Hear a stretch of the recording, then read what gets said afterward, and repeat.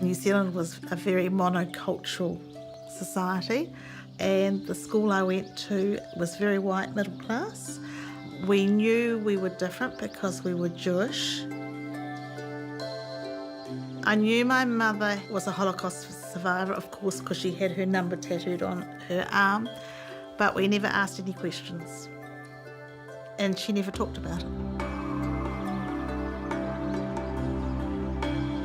She really started talking about the Holocaust at the 40th anniversary of the Holocaust, which in Wellington there was a big commemoration function.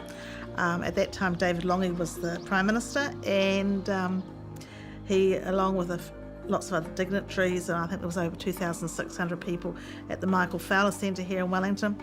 And Ian Fraser actually interviewed 2 Holocaust survivors, one of which was my mother.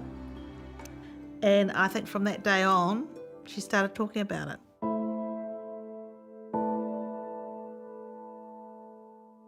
Auschwitz to Aotearoa. First of all, I think the name is fantastic because it tells all about the exhibit. How are you doing?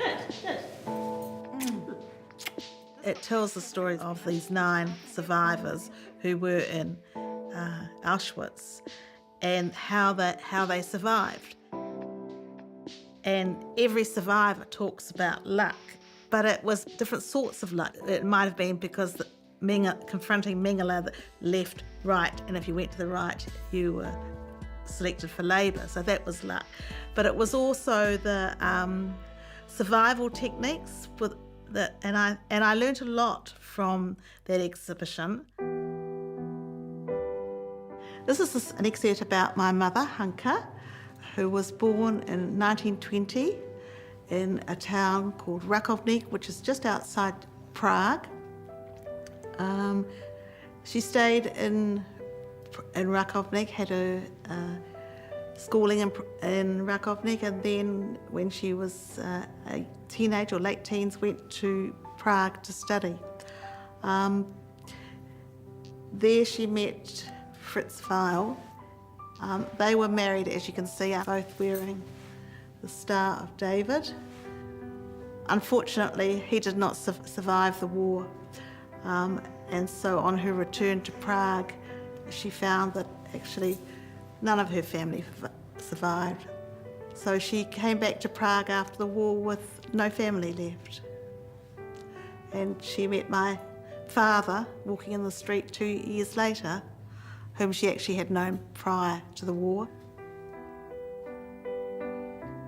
I've seen exhibitions before about my mother, and every time I see a photo or an exhibit, I get a little bit stronger in coping with the photos. I have spent some time with my mother here listening to her speak to students, so I guess I've hardened up a bit, but it's still emotional. But on the other hand, I'm very proud of this, and I think that she would be very, very proud as well. Both my parents would be very proud because they did a lot for Holocaust education in Wellington.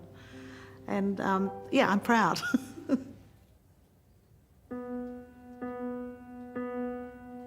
In 2012, I wrote my thesis about 9 women who were imprisoned at Auschwitz who survived and later immigrated to New Zealand to make it their home.